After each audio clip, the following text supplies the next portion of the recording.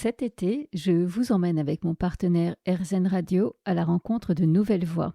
C'est une série de rencontres imaginées par RZN que j'ai le plaisir de vous faire découvrir jusqu'à début août. Vous y croiserez des personnalités attachantes, atypiques, certaines connues, d'autres anonymes, des histoires qui m'ont touchée et que j'ai choisies pour ça. Et courant août, on se retrouve avec des replays de La Petite Voix pour découvrir ou redécouvrir certains épisodes. Bonne écoute et bel été!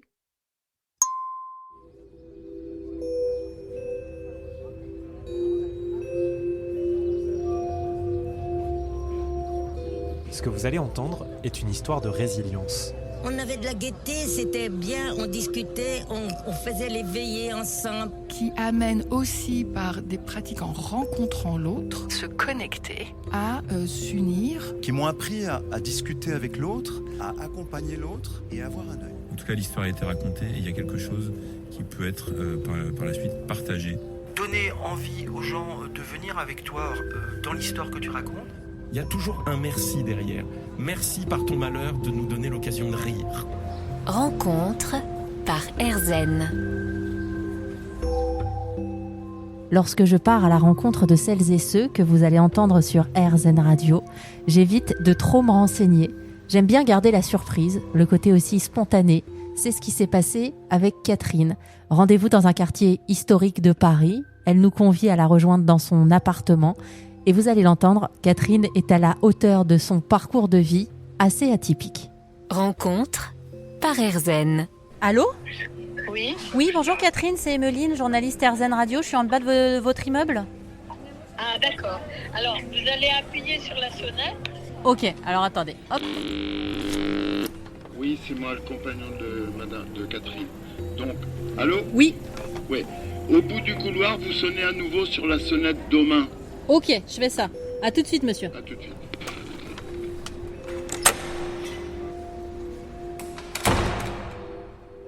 Allô ? Oui. Oui, alors maintenant 4 étages sans ascenseur. Ok, y a pas de souci, j'ai des bonnes jambes. À tout de suite.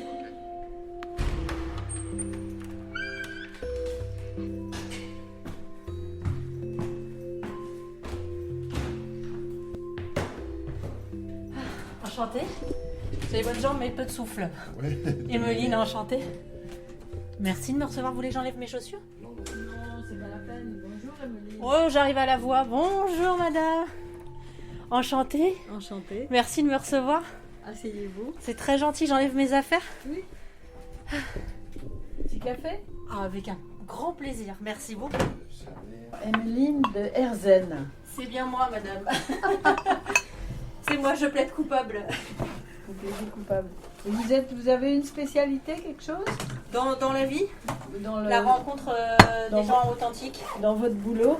Bah ça, les Ouais. rencontres. Les rencontres ? Ouais, vraiment, c'est ce qui m'anime le plus.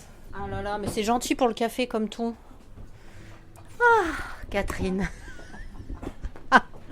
Merci beaucoup. Ah mais c'est ça, je voulais prendre mon petit carnet quand même. Oh là là. Voilà, il n'y a pas grand-chose dessus, mais au moins j'ai... Ça peut servir. Et oui, je m'approche vraiment, c'est un peu dérangeant, mais c'est ce qu'il y a de mieux. Donc vous vous appelez Catherine Domain. Pour l'instant, le peu de choses que je sais de vous, c'est que vous êtes la fondatrice de la librairie spécialisée Ulysse, qui est donc spécialisée dans les voyages. Vous proposez des récits de voyage, des cartes, des guides rares.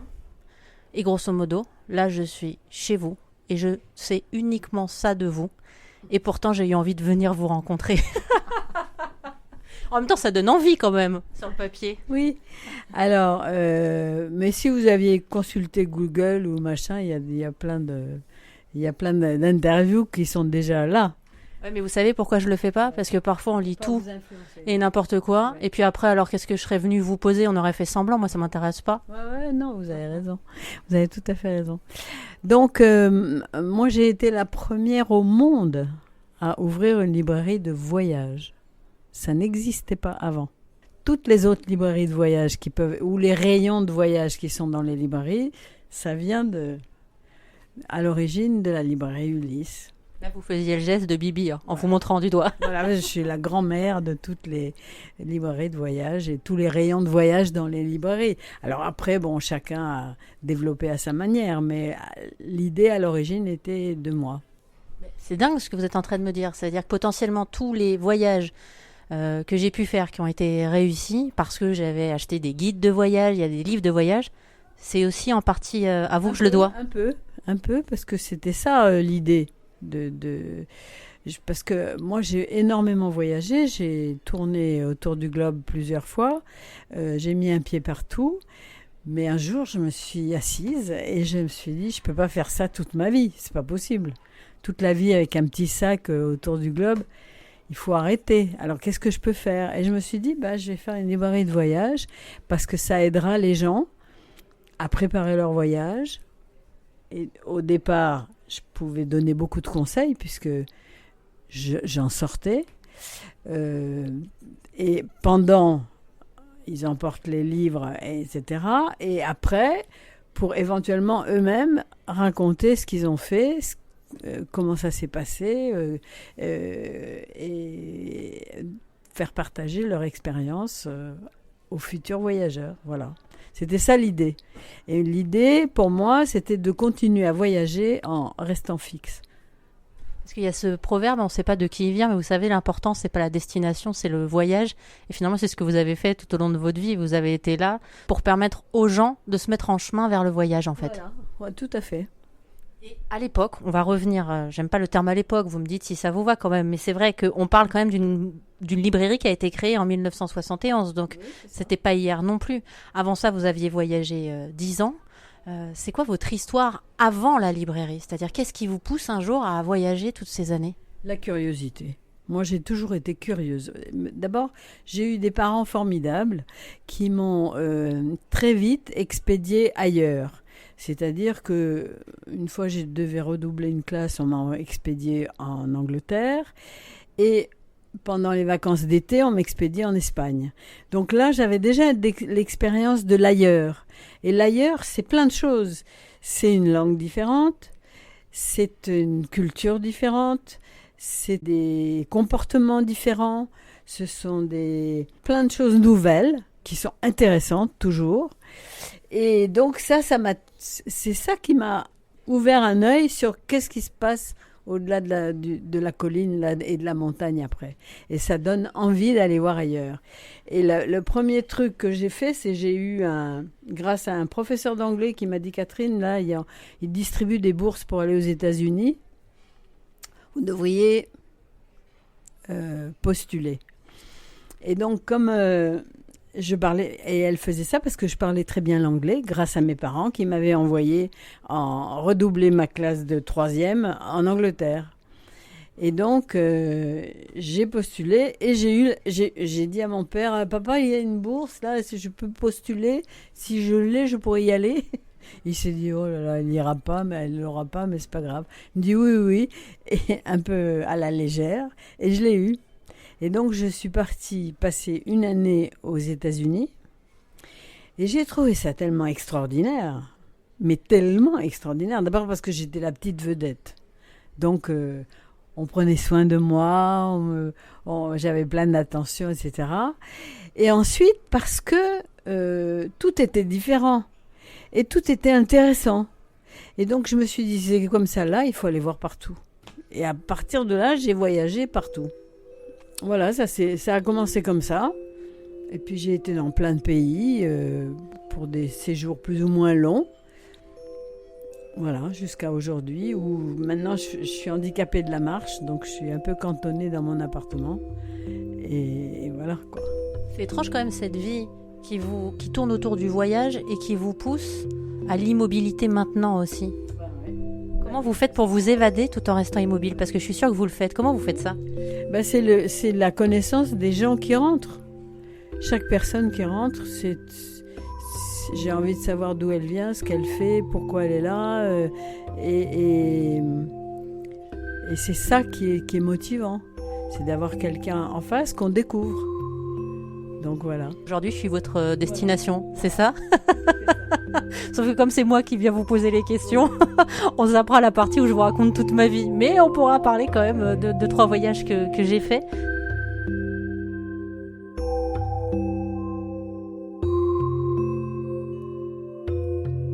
Rencontre par Erzen. Aujourd'hui, je suis avec Catherine Domain, qui a ouvert en 71 la première librairie spécialisée dans les voyages, première, même vous disiez, au monde. C'est ça, Catherine. C'est-à-dire qu'après avoir voyagé 10 ans, vous vous dites, en fait, maintenant, je veux permettre aux gens aussi de préparer leur voyage. Comment ça se passe dans le concret à l'époque ? Il y a beaucoup de guides de voyage qui existent ou pas encore ? Non, très peu. C'était très peu. Il y avait peu de littérature sur le voyage. C'est venu après. Et moi, quand j'ai commencé, d'abord, il a fallu que je trouve une librairie, que j'ai trouvée assez vite. Et je l'ai vidée pour la remplir à mon instinct, c'est-à-dire au voyage. Et donc, j'ai épluché les catalogues des éditeurs. Et puis, j'allais aussi sur les marchés, voir les bouquins, et je ramassais tout ce qui m'intéressait par rapport à ma thématique. Et donc, quand la librairie a été correcte, j'ai ouvert, voilà, et j'ai attendu le client. Et puis, au bout d'un moment, les gens ont commencé à venir, et puis c'est devenu un peu un petit cercle, et puis un cercle qui s'est agrandi, etc. Voilà. Donc avant, c'était vraiment une librairie de niche, et puis maintenant, ça nous semble normal, en 2025, d'aller dans n'importe quelle librairie, de demander où se trouve le rayon des livres voyage, et ça, on vous le doit. Oui, ça, oui, tout à fait. Le voyage a toujours été, pour moi, quelque chose d'extraordinaire, parce que les livres de voyage, on les lit avant, expérience des autres, donc ça vous prépare un peu à ce qui peut vous arriver. Ensuite, sur place, ça vous maintient dans le côté culturel, et puis après, quand vous avez vraiment écumé tout ça, c'est magnifique, quoi. Vous avez avant, après, pendant. Les livres de voyage vous accompagnent à ce moment-là et vous incitent à faire partager votre expérience. Il faut dire que dans votre librairie, Ulysse, il y a vraiment des guides, des livres de récits. Par pays. Les livres sont classés par pays, c'est-à-dire que si vous me demandez des choses sur l'Islande, je peux vous sortir une pile comme ça de bouquins sur l'Islande, qui vont du roman policier au roman littéraire, en passant par la politique, en passant par la météo, en passant tout ce que je peux ramasser. C'est pas uniforme pour chaque pays, mais tout ce que je peux ramasser sur un pays, je le groupe sur une étagère pour le proposer à la personne qui s'y intéresse. Voilà. Donc c'est pas seulement une librairie dans laquelle on vient quand on prépare ses vacances, c'est aussi une librairie dans laquelle on peut aller parce qu'on est passionné par tel pays. Ah, mais c'est surtout ça. Parce que pour choisir ses vacances, on vient pas chez moi. Parce que moi, je laisse pas tripoter tout et n'importe quoi. Il faut savoir le sujet qui vous intéresse. Et à ce moment-là, je vous aiguille. Mais on ne vient pas chez moi pour choisir son lieu de vacances. Ça, je vous envoie à la bibliothèque. Je dis, allez lire, allez consulter des guides, allez voir de l'information. Et là, vous saurez où vous avez envie d'aller. Et ne comptez pas sur moi pour vous dire où aller. Parce que moi, je ne suis pas vous. Et je ne vous connais pas. Donc, je ne vais pas vous dire où aller. C'est à vous de décider où vous allez aller. Et une fois que vous avez décidé où vous allez aller, à ce moment-là, vous venez me voir et là, je peux vous aider un maximum. Là, on est chez vous, à quelques pas de la librairie. Elle ressemble à quoi ? Moi, j'ai regardé tout à l'heure en passant et je me suis dit, déjà, la librairie doit être à l'image de sa propriétaire, bourrée d'âme. Alors, la librairie, déjà, tout est... je ramasse tout ce que je trouve sur mon sujet, c'est-à-dire les voyages, les pays et les voyages. Les gens n'ont pas le droit de fouiller dans la librairie. Quand on rentre, je dis bonjour. Si on ne me répond pas, c'est mal vu. J'ai bien l'impression. Et je dis, qu'est-ce qui vous intéresse ? Si on me dit tout, alors je dis, vous pouvez aller dehors. Quand vous saurez ce qui vous intéresse, vous revenez. Parce que là, tout, c'est pas possible. Oui, parce que moi, il faut me parler. Il faut m'expliquer. Et si on m'explique, je peux vous aiguiller. Mais comme tout est vraiment très calibré, C'est pas possible de laisser de laisser quelqu'un fouiller à tout, quoi. C'est pas possible, dans l'espoir qu'il va trouver la réponse à sa question. Mais moi, j'aurais pas fouillé, rassurez-vous. Je suis bien élevée, je vous aurais quand même demandé. Mais on aurait fait un petit bout de chemin. C'est gentil, tu me fais confiance. Merci à Catherine Domain de nous avoir ouvert une partie du carnet de bord de sa vie. Elle est la fondatrice de la librairie Ulysse, première librairie de voyage au monde. Pour découvrir d'autres histoires de vie, ça se passe dans notre collection Rencontres par Erzen, avec notamment Louis Caron. Vendeur de cailloux, mais c'est pas péjoratif, c'est-à-dire que enfin, je vends des minéraux, des fossiles, des météorites. Dans l'absolu, on appellerait ça plutôt de la minéralogie, donc minéralogisme, mais je trouve que c'est un bien grand mot. Voilà, mais c'est des cailloux améliorés, mais c'est une passion, et j'ai la chance, comme mon père d'ailleurs, que cette passion devienne un boulot. Il est chasseur de météorites et c'est à retrouver sur toutes vos plateformes d'écoute.